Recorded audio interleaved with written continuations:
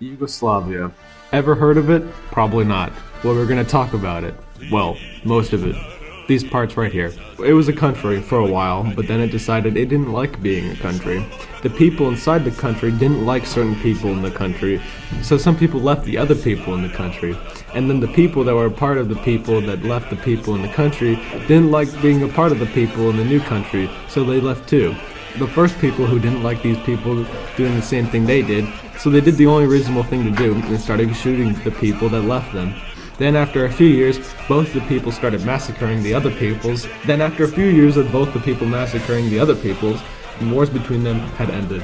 After all that, the country looked like this. And everyone was now poorer than before because they just all died and a lot of buildings got destroyed and infrastructure and stuff. Let's start off with Serbia. Serbia was the people and the other people that Yugoslavia wanted to leave. It's a nice place to visit, other than the fact that a lot of people here are poor because of the war in the 90s, and the United Nations permitted NATO bombing of military targets, which mainly destroyed civilian buildings, infrastructure, and various industrial facilities. But nowadays, they're back to being normal. Also, apparently, Tupac is alive there.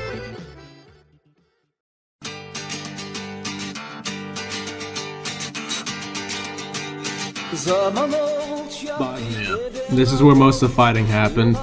They left Yugoslavia because they are ethnically Muslims, even though Serbs make up 32% of the population, and Croatians make up 17%. The Serbs and kind of the Croats didn't like this, so they tried to leave, but the Bosnians said they couldn't even though they had just left another country because of ethnicity.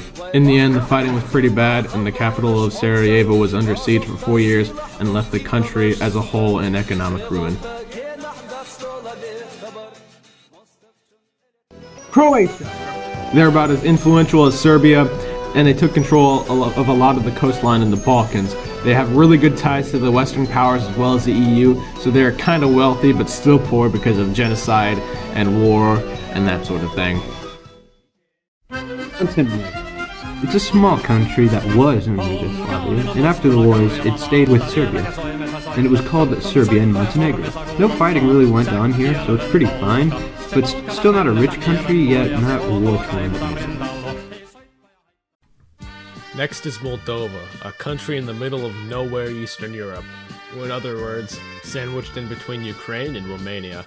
Its president is Igor Dodon, who is a very corrupt man with an offshore bank account in Panama where he sends all the money that he steals from the country's economy. Seriously, somebody stole 15% of the country's GDP in 2015. Moldova has been ravaged by corrupt politicians and people who steal from the nation's economy ever since it broke off from the Soviet Union when it was disintegrating. This makes it one of the least interesting countries to visit in Europe since everyone is poor. The capital, Chisinau, is the least visited capital city in all of Europe, which is mainly because even in the capital city, on the main street, in the center of town, the city is in great disrepair and it is very visible. In 1992, a province of Moldova broke off because it didn't like being in Moldova. It was called Transnistria, and it began a war with Moldova. Not too long after fighting began, a ceasefire was called and peace talks began. However, the peace talks halted after not a very long time, and they've been indefinitely suspended for about 20 years now. The nation of Transnistria has its own government, military, police force, laws, and capitol building, but is still not recognized by any major countries other than the unrecognized micro-countries around the world.